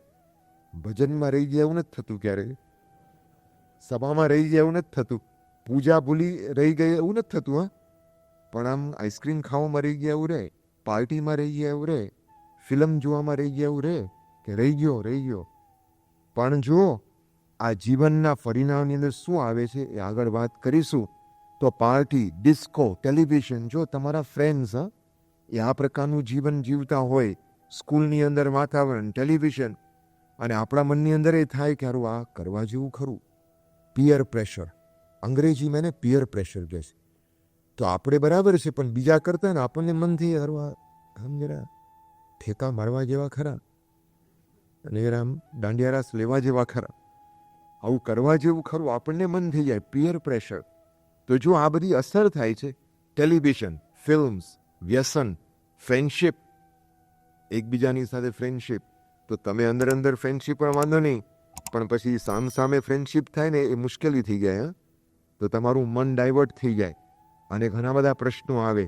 કોલેજમાં રોઝ ડે ને ચોકલેટ ડે ને, અને આ તો ખાલી એમને એકબીજાને મળવું અને એકબીજાનો પ્રેમ વ્યક્ત કરવો, અને એ જ બધું સાધન છે. હવે ચોકલેટ સાથે કાંઈ લેવા દેવા નથી, એને તો ખાલી ઓલાને સામેવાળાને મળવું છે, અને એ રીતે બધું આખો બધો કાર્યક્રમ. તો ફ્રેન્ડશિપ વધારવી છે. તો આ પ્રકારના બધા કોલેજની અંદર ડેઝ ચાલે છે. પછી તમે જો આગળ મોબાઈલ ફોન, બોલવામાં બેસવામાં કોઈ સંયમ નથી. આ રીતે બધા એક જીવન અસ્તવ્યસ્ત જીવન જીવીએ છીએ. આપણે જો તપાસ કરીએ, આપણું જીવન ઘણું બધું સારું છે, આપણે સત્સંગી બેઠા છે, પણ બારે તમે તપાસ કરો તો એની અંદર આપણને આ જોવા મળે છે, બિંદાસ રીતે લોકો જેમ તેમ બેસતા હોય છે, જેમ તેમ બોલતા હોય છે, જેમ તેમ ખાતા હોય છે. તો આપણા જીવનની અંદર આ જાગૃતિ હોવી જોઈએ. અને એડવર્ટિઝમેન્ટ જોઈએ છે ટેલિવિઝનની અંદર, પોસ્ટર્સની અંદર, આપણને થાય ખરું આ તો આવું કરવા જેવું ખરું. તમે જુઓ આ નારાયણપુરા 4 રસ્તા છે ને સ્ટેડિયમ, ત્યાં બધા મોટા મોટા હોર્ડિંગ્સ હોય છે, અને સિગરેટના હોર્ડિંગ્સ, વિલ્સ નામની સિગરેટ આવે છે, તમે બધા જાણો છો. અને એમાં એક પોસ્ટર છે અને વાક્ય છે, ઓલો આમ સિગરેટ લઈને આમ ઊભો છે, લીવ લાઈફ કિંગ સાઇઝ. શું કહે છે? Live life king size. હવે આપણને આમ થઈ જાય તારું ખરેખર રાજા બનવા જેવું, રાજા બનવા જેવું છે. હવે આમ તમે સિગરેટ લો ને તમે કહો છો રાજા બની જાઓ, તમારું જીવન કાંઈ બદલાય? જીવન ખલાસ થાય, ઉતાનું જીવન ટૂંકું થતું જાય છે. એ કરવાથી કાંઈ કિંગ નથી બનતા, તમે પાયમાલ થઈ જાઓ છો, ખલાસ થઈ જાઓ છો. પણ આ પોસ્ટર જોયે ને આપણને લાગે સૂટ પહેર્યું છે ને, આમ ભરે નાઇકીઝ ને આમ, લીવ લાઈફ કિંગ સાઇઝ. તો આપણને એમ થાય આમાં કિંગ નથી, આમાં બધું જતું રહેવું છે. તો આ બધું જોઈએ ને આપણા મનમાં સ્વપ્ન શરૂ થઈ જાય છે. I want to be a hero, I want to be a master, I want to be a king. આવું મનમાં થાય. આ એડવર્ટિઝમેન્ટથી જાગ્રત રહો, બધા જાગ્રત રહો. આ બધા આપણે લેવાઈ જઈએ છીએ આમાં. તમે કોઈ કિંગ થયું છે? તો કેટલા રાજાઓ થઈ ગયા હોત અત્યારે? કોઈ નથી થતું, ખલાસ થઈ જાય છે બિચારા, સિવિલમાં ઉપડી જ જાય છે. જય સ્વામિનારાયણ. તો આ પરિસ્થિતિ થાય છે. તો આપણે જાગ્રત થવાની જરૂર. તમે જે ટેલિવિઝનમાં જુઓ છો, એડવર્ટિઝમેન્ટમાં જુઓ છો, એવું નથી. એટલે જાગ્રત થાઓ અને જરા વધારે સભાન થાઓ. બીજી એડવર્ટિઝમેન્ટ શું આવે છે સિગરેટની? Made for each other, made for each other. અને એમાં એડવર્ટિઝમેન્ટ આવે છે, સામે એમ એલા સ્ત્રી હોય છે ને, આ પુરુષ હોય છે ને, એમ સિગરેટ હોય છે. આપણે એકબીજા માટે સર્જાયા છો, મેડ ફોર ઈચ અધર. એટલે આપણા મનની અંદર આ બધા વિચારો છે કે મારે બીજાને આકર્ષણ પમાડવા હોય, સિગરેટ પીવો, બાઇક ઉપર ફરો, અને આ રીતે આમ જરા મોડર્ન થાવ. પણ એવું નથી. આ છે ને ખોટી વાત છે બધી, અને એ સૂતેલા માણસની વાત છે, અજ્ઞાન અવસ્થાની આ વાતો છે. આ જાગ્રત વ્યક્તિની વાતો નથી. એટલે આપણે એટલા માટે આ સમાજ, એ પ્રકારના સમાજમાં જીવન જીવીએ છીએ. જાગો. આ ઇનોસન્ટ વસ્તુ નથી, નિર્દોષ વસ્તુ નથી. એ નિર્દોષ સ્વરૂપમાં રજૂ કરવામાં આવે છે, પણ એ જીવનને ખલાસ કરવાનું આ બધું કાવતરું છે. એ લોકોને પૈસા કમાવા છે, એટલા માટે જાગ્રત થવાની જરૂર છે. બીજી વાત, ટેલિવિઝનની અંદર તો ટેલિવિઝનના પ્રોગ્રામ્સ જોઈએ છે, જાગ્રત થાવ. અને એનું અનુકરણ જો આપણા જીવનમાં આવે છે, આપણને ખબર નથી પડતી, પણ તમારા મા બાપને ખબર પડે છે, બીજાને ખબર પડે છે કે આની બોલી બદલાઈ ગઈ, અને આનું પોતાનું જે આમ જે આખું જે રૂઆબ છે ને બદલાઈ ગયો છે, એ બીજાને ખબર પડે છે. એની ચાલ બદલાઈ જાય છે, બધું ખબર પડે છે. એનું કારણ શું? સિરિયલો. અને વાત વાતમાં ઝઘડો, વાત વાતમાં ખેંચાતાણ. The reason is because of what we see on television. એનું ડાયરેક્ટ અનુકરણ એ જીવનમાં, આપણા કુટુંબની અંદર અને સમાજમાં આ બધા પડઘાયા કરે છે. These are echoes, reflections. એટલા માટે જાગૃત થવાની જરૂર છે. તમે જે બધું સરસ બધું જુઓ છો ને અંદર, એવું નથી. જીવન તો નથી જ, અને જીવન વાસ્તવિકતા તો જુદી જ છે. એટલે સિરિયલ જોવામાં જાગૃત થાવ, ટેલિવિઝન જોવામાં જાગૃત થાવ. આપણે બધું શું જોઈએ છે? બહુ નિર્દોષતાથી જોઈએ છે. ફક્ત એને સ્વિચ ઓન કરીએ, બધા ભેગા થઈ જાય. કહાની ઘર ઘર કી જોઈએ છે. સાસ બહુથી. અને જો પ્રશ્ન કેટલા બધા થાય છે. આ ઘરમાં પ્રશ્ન થઈ ગયા સાસુ બહુના. અને આ પ્રશ્નનું કારણ આ બધું જોઈએ છે. એનું કારણ આપણામાં સહનશીલતા ઓછી થઈ ગઈ.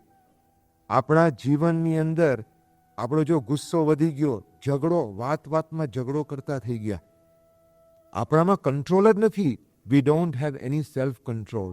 એનું કારણ મુખ્ય એ આ છે. તો જીવનની અંદર સંયમ હોવો જોઈએ. તો ઝઘડો, ગુસ્સો, ધમાલ, પછી છોકરા છોકરીઓના પ્રસંગો વધી ગયા, અને આ બધું જ ચારિત્ર ગયું.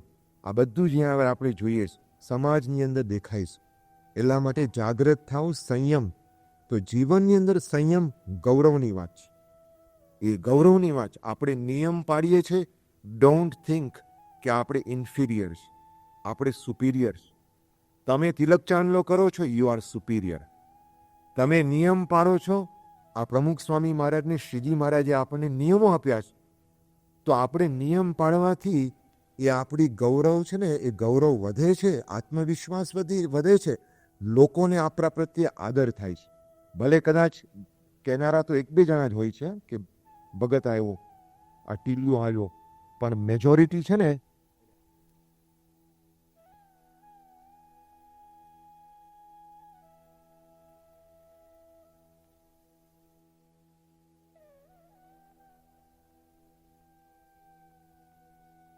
નિયમ પાડવાથી ઉલટાના વિરાટ બનીએ છીએ આપણે. વિરાટ, યુ બીકમ અ જાયન્ટ.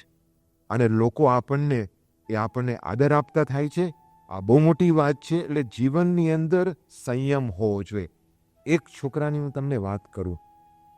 એ આપણા મંદિરમાં આવતો હતો બાળક અવસ્થાની અંદર. પછી એક ખોટા રવાડે ચડી ગયો, અને એના મિત્રો બધા એવા. વિચાર કરો, 10મા ધોરણમાં ફેલ થયો. આ બધા જ એના કારણો બધા એ આગળ વાત કરીએ. ખોટા મિત્રો મળી ગયા. એ પોતે આ જે ચેનલોવાળા હોય ને, એ ચેનલોવાળા બધા કનેક્શન્સ આપતા હોય ને, એમાં નોકરી કરે. 1500 રૂપિયા મળે છે. અત્યારે એની ઉંમર 19 વર્ષની છે ફક્ત. અને એ ખોટા રવાડે ચડી ગયો, ખોટા મિત્રના રવાડે ચડી ગયો.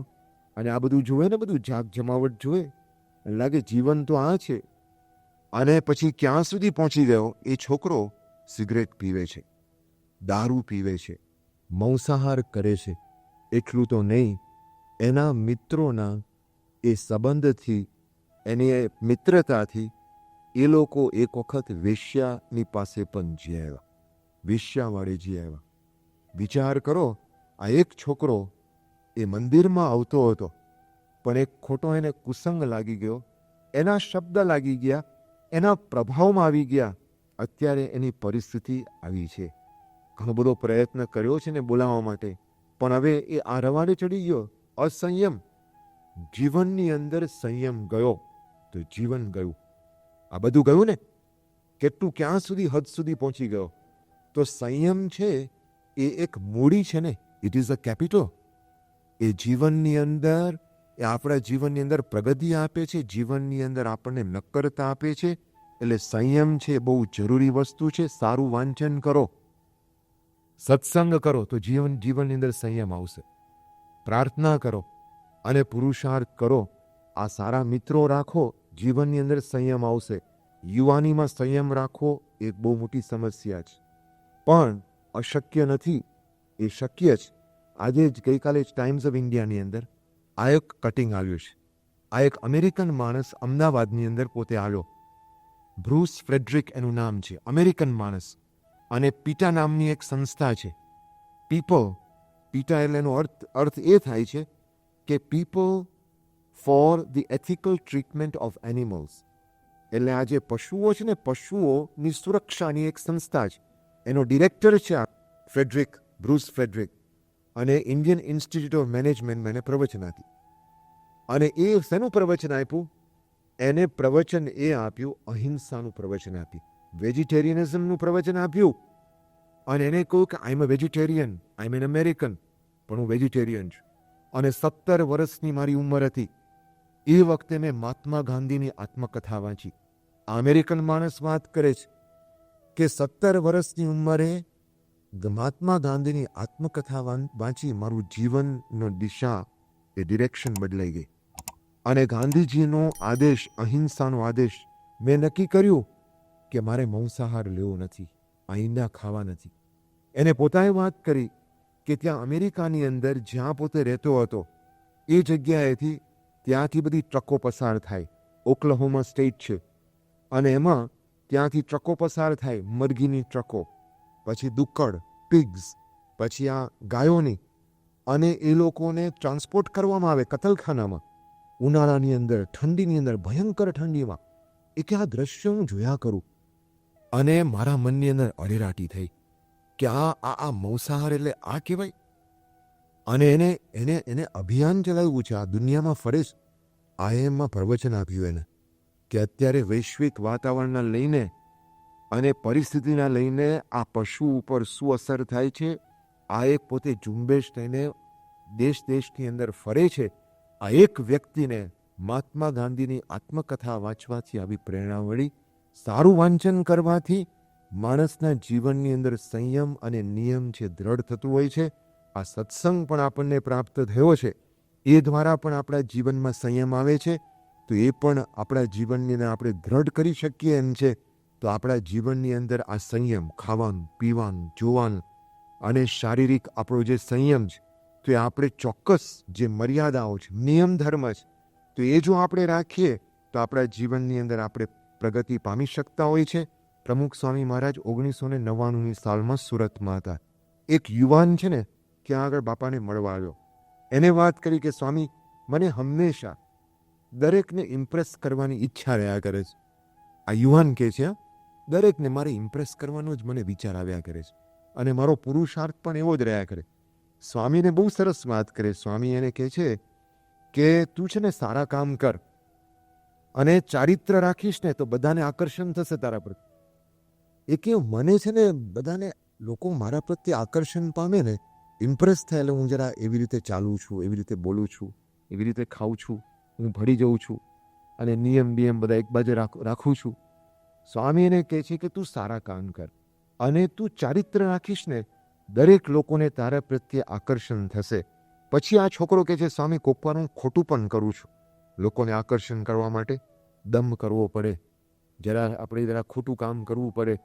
તો એને બાપાને કહ્યું કે સ્વામી, લોકોને મારા પ્રત્યે આકર્ષણ થાય, કોકવાર હું ખરાબ કામ પણ કરું છું. સ્વામી કહે છે કે તું અહીં આગળ આ લોકોને તારા મનની અંદર આ વિચાર છે કે ઇમ્પ્રેસ કરવા છે, આકર્ષણ પમાડવા છે, એટલે ખરાબ કામ થાય જ. એટલે તારાથી ખરાબ તને વિચાર કરવાનું મન થશે જ, અને તું કરીશ જ. માટે તું ચારિત્ર રાખ, ભગવાનના નિયમ તું રાખીશ ને, તો લોકોને તારા પ્રત્યે ભાવ થશે, અને તને ક્યારેય ખોટા વિચારો, અસંયમ તારા જીવનમાં ક્યારે આવશે નહીં. આ સ્વામી અદ્ભુત, જો આ જાગૃતિ પ્રમુખ સ્વામી મહારાજ એ યુવાનોના જીવનની અંદર જાગૃત કરે છે, અર્જુનને જાગૃત કરે છે. અને સ્વામી એને આ વાત કરી, એ યુવાનના જીવનની અંદર દિશા બદલાઈ ગઈ, જેને ઇમ્પ્રેસ કરવાની, પણ જ્યારે બાપાએ એને આવી એક દિશા આપી, એની દિશા બદલાઈ ગઈ. આ પ્રમુખ સ્વામી મહારાજ આપણા જીવનની અંદર જાગૃતિ લાવે છે. પ્રમુખ સ્વામી મહારાજ અમદાવાદમાં હતા, ત્યાં એમની પાસે 3 માણસો આવ્યા, બહારના માણસો, વ્યસની અને દારૂ ને સિગરેટ ને બધી રીતે પૂરા હતા. એટલે પ્રમુખ સ્વામી મહારાજને ખબર પડી. સ્વામી એને સમજાવે છે અને નિયમ આપે. સ્વામી કહે છે જીવનમાં 3 વ્યસન રાખવા. કેટલા? 3 વ્યસન. આ બહુ સમજવા જેવું છે. અને 3 વ્યસન કયા? તો સ્વામી કહે છે, એક તો વેજીટેરિયન રહેવું. વેજીટેરિયન, તમે જો એડવર્ટિઝમેન્ટ આવે છે કે આ ઈંડા વેજીટેરિયન છે, ભાઈ વાત ખોટી છે. અંડે યાર મંડે, રોજ રોજ અંડે, આવું કંઈ આવે છે ને બધું કંઈ, તો આપણે જોઈએ છે. અને લોકો કહે છે કે આ વેજીટેરિયન કહેવાય, વેજીટેરિયન કહેવાય. It is not vegetarian. એટલે એમ સમજીને કંઈ આપણે બધા મંડી નહીં પડતા. આપણે મનમાં થઈ કે મારે હીરો થવું છે, જરા જોરદાર, અને ઋતિક રોશન, એ વોટ એવર જે હોય તે, આપણને બધા આવા બધા અભરખા હોય છે તો જરા આમ બોડી બિલ્ડિંગ અને લોકોને પ્રભાવ પડી જાય, આમ જરા છાતી બહાર નીકળે. હવે પછી આ રીતે આવું તમે ખાઓ તો ભાઈ ઇટ ઇઝ નોટ વેજીટેરિયન. તો સ્વામી પહેલાંદલી વાત કરે છે, પહેલું વ્યસન વેજીટેરિયન રહો. અને સ્વામી કહે છે કોઈ વ્યસન ન રાખો, આ પહેલું વ્યસન રાખવાનું. બીજી વાત કરે છે, તમે જે પણ કાંઈ કરતા હોય, તમે ભણતા હોય કે તમે નોકરી કરતા હોય, તો પ્રામાણિકપણે અને વ્યવસ્થિત એ કામ કરો. પ્રામાણિક એટલે ઓનેસ્ટલી, અને વ્યવસ્થિત એટલે આયોજન સાથે કામ કરવાનું તો સફળતા મળે જીવનની અંદર. અને સ્વામી કે ત્રીજું વ્યસન શું? ભગવાનનું ભજન કરવું. આ 3 વ્યસન રાખવા. હવે તમે વિચાર કરો, આ જીવનનો સાર આપી દીધો પ્રમુખ સ્વામી મહારાજે. એ જીવનનો સાર આપ્યો. જો પહેલી વાત શું કરી? વ્યસનની વાત કરી, વેજીટેરિયન રહેવાની વાત કરી. તો શરીરના સુખાકારી માટે પ્રમુખ સ્વામીએ વાત કરી, શરીરને વ્યવસ્થિત રાખવા માટે તો આ વ્યસન રાખવાનું. બીજું કે તમારા પોતાના કૌટુંબિક લાભ માટે ને સમાજના લાભ માટે તો વ્યવસ્થિત કામ કરો તો સમાજ આગળ આવશે, આપણો ભારત દેશ આગળ આવશે. તો આ જો બીજી વાત કરી સામાજિક સુખાકારી માટે. અને ત્રીજી વાત આત્માના સુખ માટે. જો શરીર, સમાજ અને આત્માના સુખાકારી માટે તો ભજન કરો. આ 3 વ્યસનની સ્વામી આ એક દિશા આપી. ઓલો જાગૃત થયો, નિયમ લીધો કે સ્વામી હવે હું વ્યસન મૂકું છું. આ પ્રમુખ સ્વામી મહારાજ અર્જુનને જગાડે છે. આપણા દરેકની અંદર અર્જુન બેઠો છે અને ખોટા રવાડે ચડી ગયો છે.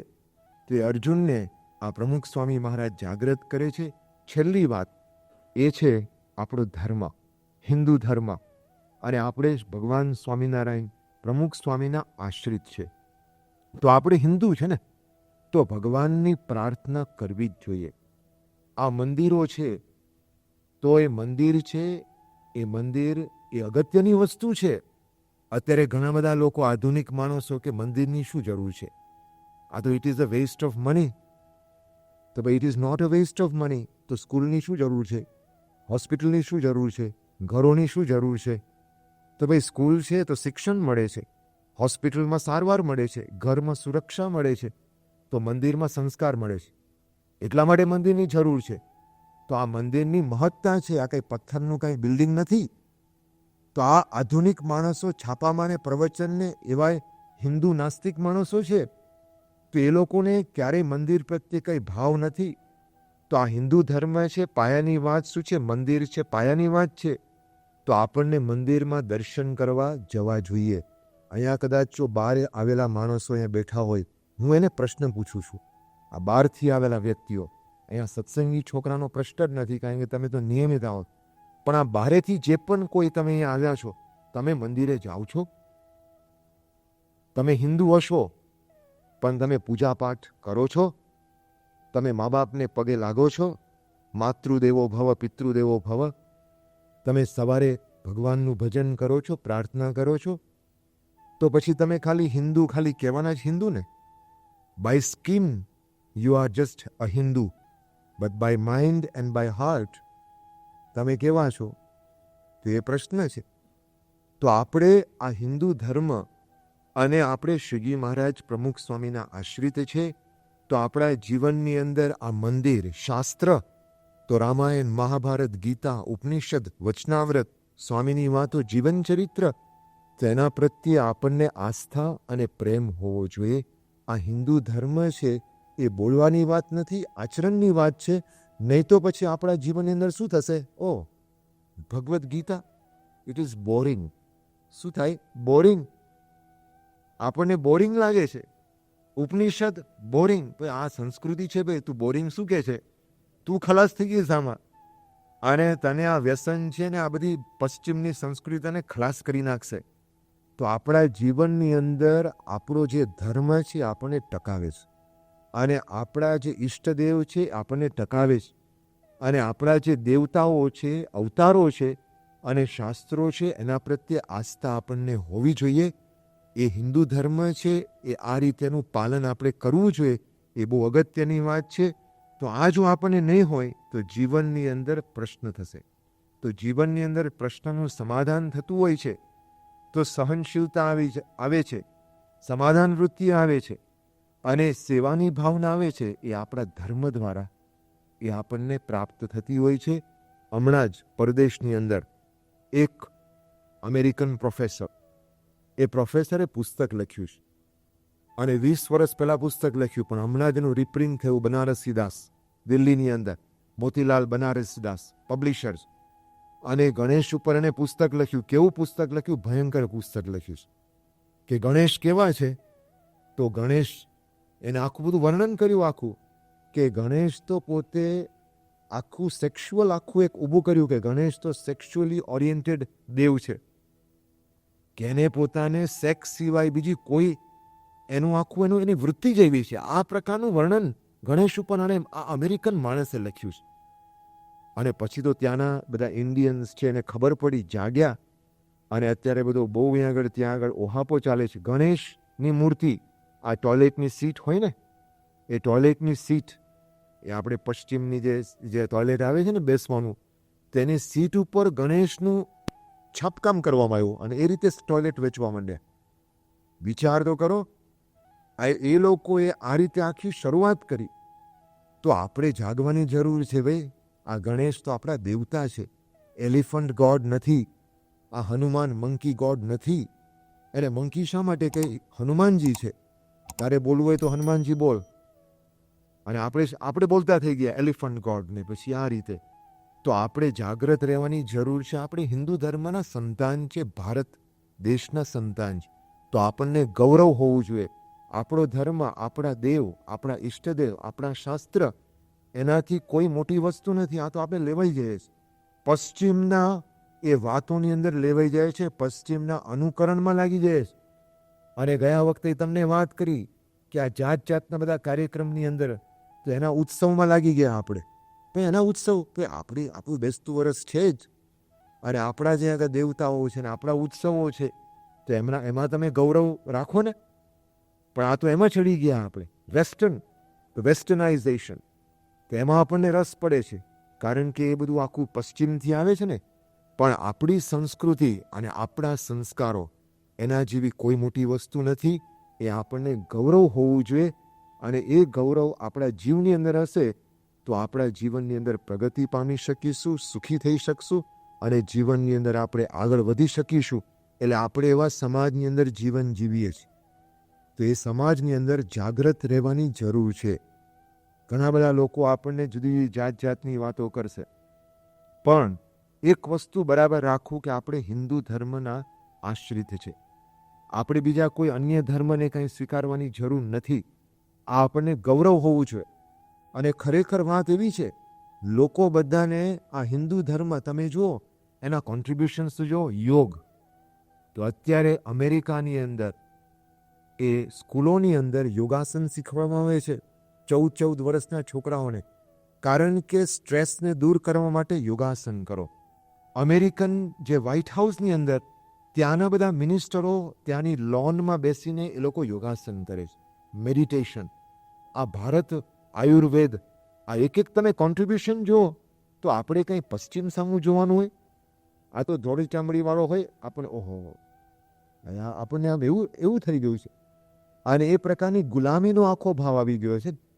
પણ આપણું પોતાની એક આગવી અને વ્યક્તિગત જે આપણો ધર્મનું ગૌરવ, આપણા દેશનું ગૌરવ, સંસ્કૃતિનું ગૌરવ, એ આપણને અવશ્ય હોવું જોઈએ.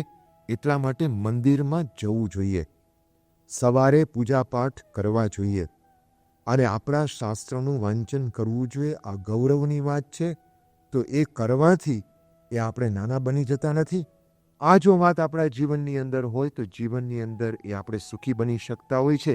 પ્રમુખ સ્વામી મહારાજ છેલ્લી વાત કરીએ તો સ્વામીએ પોતે બહુ અદ્ભુત એક પ્રસંગ આ અક્ષરધામના ઉદ્ઘાટન વખતે બનેલો. આ અમદાવાદ શહેરની અંદર એ વખતે ઇન્ટરનેશનલ ગાયનેક ઓન્કોલોજી કોન્ફરન્સ ચાલતી હતી. અને ગાયનેક અને ઓન્કોલોજી એટલે કેન્સર, એટલે ગાયનેકોલોજીને કેન્સરના બધા ડૉક્ટરો ભેગા થયેલા, અને પરદેશથી ડૉક્ટરો આવેલા, ઓસ્ટ્રેલિયા, અમેરિકા, ઇંગ્લેન્ડથી. આપણા ડૉક્ટરોને અમુક બધી વસ્તુઓ શીખવાડવા માટે, જ્ઞાન આપવા માટે. અને સિવિલ હોસ્પિટલની અંદર કોન્ફરન્સ હતી. કોન્ફરન્સ પૂરી થઈ ગઈ. એમાં નેવિલ હેકર નામના ડૉક્ટર ઇંગ્લેન્ડના. હવે એને સમય હતો, અક્ષરધામ જોવા આવ્યા. સમય બહુ ઓછો હતો અને પછી ત્યાં મહારાજની મૂર્તિના દર્શન કરાવ્યા, મલ્ટીમીડિયાની ઝલક, અને પછી પ્રમુખ સ્વામી પાસે લઈ ગયા.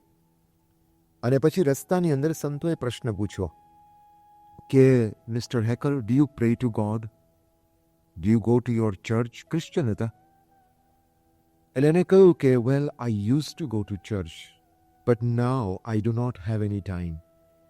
I work 16 hours a day and I believe that my service to mankind is my service to God. એટલે પછી સંતોએ કાંઈ બહુ ચર્ચા ના કરી. એને કહ્યું કે ભાઈ, હું પહેલાં ચર્ચમાં જતો હતો, પણ હવે મને સમય નથી. 16 કલાક ઓપરેશન કરું છું, મહેનત કરું છું, માનવ સેવા એ જ પ્રભુ સેવા, હું એમ માનું છું. એમ કરીને પછી કે હું હવે ચર્ચમાં જતો નથી, મારો આ પુસ્તકો વાંચતો નથી. સ્વામી પાસે પોતે આવ્યા, બાપાને વાત કરી, ઓળખાણ કરાવી. સ્વામી એને 3 વાત કરે છે કે તમારે ભગવાનને પ્રાર્થના કરવી જોઈએ અને ભગવાનના મંદિરમાં જવું જોઈએ અને તમારે આ રીતે તમારા જે શાસ્ત્રનું વાંચન કરવું જોઈએ. જો પ્રમુખ સ્વામી કન્વર્ઝન કરતા નથી, પરિવર્તન નથી કરતા, જીવન પરિવર્તન કરે છે. અત્યારે આપણા ભારત દેશને અને સમાજને ધર્મ પરિવર્તનની જરૂર નથી. કારણ કે પ્રશ્ન થાય છે, જ્યાં કોઈ પણ ધર્મ પરિવર્તન કરવાની પ્રવૃત્તિ કરતા હોય છે, it is not a service to society. કારણ કે એ જ્યાં ધર્મી પરિવર્તન કરે છે, પ્રશ્ન ઊભા કરે છે. એ જે હિન્દુને એ અન્ય ધર્મમાં પરિવર્તિત કરતા હોય છે, તો એ કાંઈ સેવા નથી, એ મોટી અસેવા જ. કારણ કે એ જ્યારે હિન્દુને પરિવર્તિત કરે છે, ત્યારે એના મા બાપથી એને વિખૂટા કરે છે, એની સંસ્કૃતિથી એને છિન્ન ભિન્ન કરે છે. અને એ તો બરાબર છે, પણ એને દેશ પ્રત્યે પણ એને વિરોધી બનાવી દે છે. કારણ કે એને અન્ય ધર્મી બનાવી દે છે ને. તો એ કાંઈ ધર્મ પરિવર્તન છે, સેવા નથી. જીવન પરિવર્તન એ મોટી સેવા છે. તો પ્રમુખ સ્વામી મહારાજ એ કોઈ પણ વ્યક્તિ હોય, એ પછી મુસ્લિમ હોય તો એને કે તું મુસ્લિમ બરાબર થા, ક્રિશ્ચન હોય તો ક્રિશ્ચન બરાબર થા, હિન્દુ હોય તો હિન્દુ બરાબર થા. અને જે પણ કોઈ બીજા તત્વો જે ધર્મ પરિવર્તન કરતા હોય છે, તો આપણે જાગૃત રહેવું, આપણે બહુ સાવધાની રાખવાની જરૂર છે. તો આપણે પોતે હિન્દુ છે, આપણો ધર્મ, આપણો ગૌરવ એ મૂકવાની જરૂર નથી. પ્રમુખ સ્વામી આ ડૉક્ટરને 3 વાત કરે છે કે તમે તમારા ચર્ચમાં જજો અને બાઇબલ વાંચજો અને તમે તમારા જે હોય તમે સમાગમ કરજો, પ્રાર્થના કરો. મુખ્ય વસ્તુ ભગવાનમાં શ્રદ્ધા રાખો, તમને 3 લાભ થશે. પહેલી વાત પ્રમુખ સ્વામી કહે છે, આ મંદિર જવાથી કે આ શાસ્ત્ર વાંચવાથી શું થાય છે? તો તમે ડૉક્ટર છો, જીવનમાં નિષ્ફળતા આવે છે કે નથી આવતી? દરેક ઓપરેશન કંઈ સક્સેસફુલ નથી હોતું. તો કોકવાર ઓપરેશન બરાબર ના જાય તો શું થાય છે? ડિપ્રેશન, ફ્રસ્ટ્રેશન, માણસ પાછો પડી જાય છે.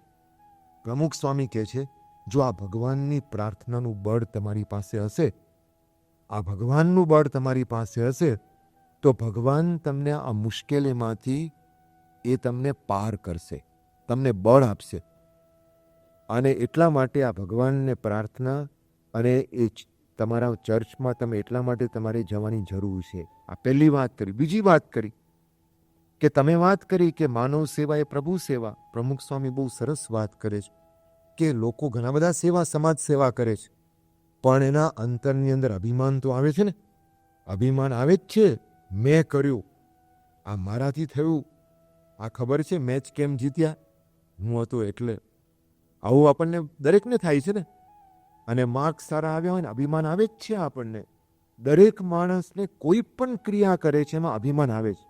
સ્વામી કહે છે કે તમે આ વાત કરી માનવ સેવા, પ્રભુ સેવા, પણ અભિમાન આવે છે. જો ભગવાનનું બળ તમને હશે ને, તો તમને જાણ પણ એવું રહેશે કે ભગવાનની શક્તિના લઈને હું આ કાર્ય કરી શકે, એટલે તમને અભિમાન નહીં આવે. અને ત્રીજી વાત કરી સ્વામીએ કે આ પ્રાર્થનાને ભગવાનમાં શ્રદ્ધા રાખવાથી તો તમારા જીવનમાં તમને સુખ અને શાંતિ પ્રાપ્ત થશે. આ ઇંગ્લિશ માણસ મિસ્ટર નેવિલ હેકર પ્રમુખ સ્વામીને પગે લાગે છે અને પ્રમુખ સ્વામી મહારાજ આગળ પ્રતિજ્ઞા લે છે કે Pramukh Swami Maharaj, I will go to my church, અને હું મારો ધર્મ છે એ રીતે હું એનું પાલન કરીશ આ પ્રમુખ સ્વામી મહારાજ આ જાગૃતિ જીવનની અંદર લાવે છે.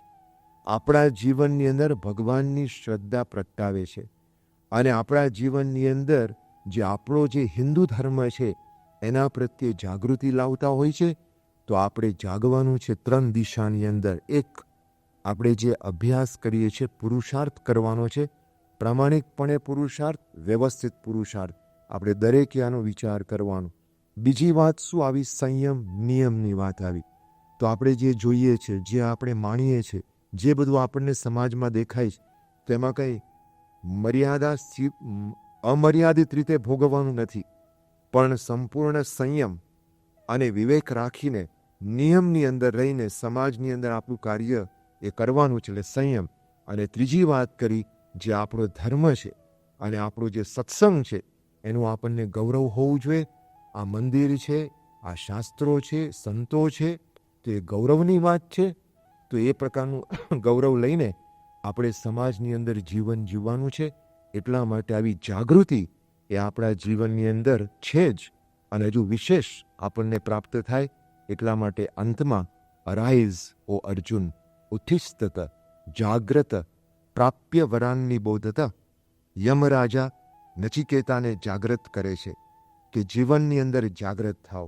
તો આપણે પ્રમુખ સ્વામી મહારાજના કિશોરો છે અને યુવાનો છે, તો આપણે પણ આ સત્સંગની અંદર વિશેષ આપણા વ્યક્તિગત જીવનની અંદર એવી જાગૃતિ આવે. જીવનની અંદર આપણે સિદ્ધિ પ્રાપ્ત કરી શકીએ, આ સમાજની સેવા પણ સારામાં સારી કરી શકીએ અને આપણા દેશની, ભારત દેશની પણ સારામાં સારી સેવા કરી શકીએ. એટલા માટે arise O Arjun. Thank you. જય સ્વામિનારાયણ. પૂરી કથા સાંભળવા માટે ડિસ્ક્રિપ્શનમાં આપેલી લિંક પર ક્લિક કરો અથવા શ્રવણમાલા ચેનલમાં જુઓ. આવી વધુ કથાઓ સાંભળવા માટે શ્રવણમાલા ચેનલને સબસ્ક્રાઈબ કરો.